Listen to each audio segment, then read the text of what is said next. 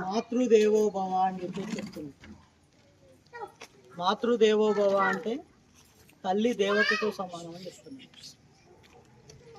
కాబట్టి తల్లి దేవతతో సమానంగా ఎందుకు పూజించబడుతుంది అనే విషయంలో చూస్తే, తల్లి యొక్క వాత్సల్యము, ప్రేమ, దాని కారణంగానే తల్లి దేవతగా పూజించబడుతుంది.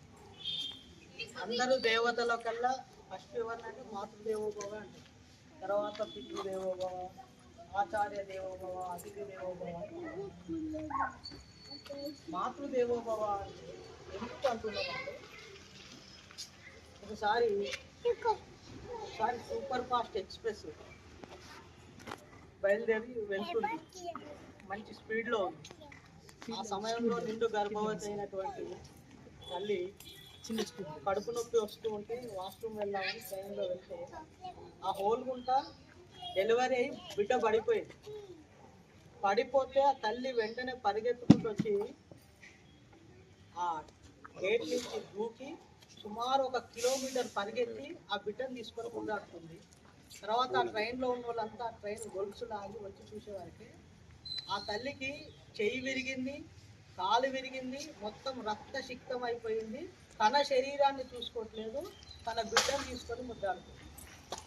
అంటే తనను తాను చూసుకోకుండా, తనను తాను కూడా లెక్క చేయకుండా, అసలు చూడని బిడ్డ, అప్పటి వరకు చూడలేదు తల్లి. ఆ డెలివరీ తర్వాత ఆడిపోయినాక చూసి అటువంటి బిడ్డ కోసం తన ప్రాణాన్ని కూడా ఇవ్వడానికి సిద్ధపడుతుంది.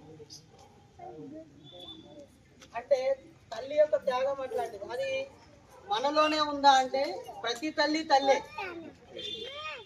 ఎలా ఉంటాయంటే, ఒక తేలు ఉందండి. తేలు తన పిల్లలకి జన్మనిచ్చిన తర్వాత ఆ పిల్లల్ని వీపు మీద ఎక్కించుకుంటుంది. పిల్లలు మాకు ఆహారము ఇదేనేమో అనుకొని ఆ తల్లి తేలు తింటాయి.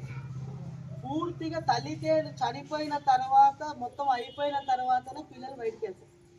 అంటే తనను తాను అర్పించుకుంటుంది కాబట్టి మాతృదేవోభవ.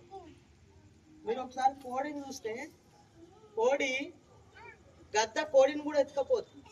కానీ చిన్న పిల్లల్ని, తన పిల్లల్ని గద్ద వచ్చి ఎత్తుకపోతుందంటే గద్దతో ఫైట్ చేసి తను తెచ్చుకుంటుంది కాబట్టి, పిల్లల్ని తెచ్చుకుంటుంది కాబట్టి, అంటే తన శక్తిని మించి పోరాడుతుంది పిల్లలు కాబట్టి మాతృదేవోభవ. కరీంనగర్లో ఒకసారి ఏమైందంటే,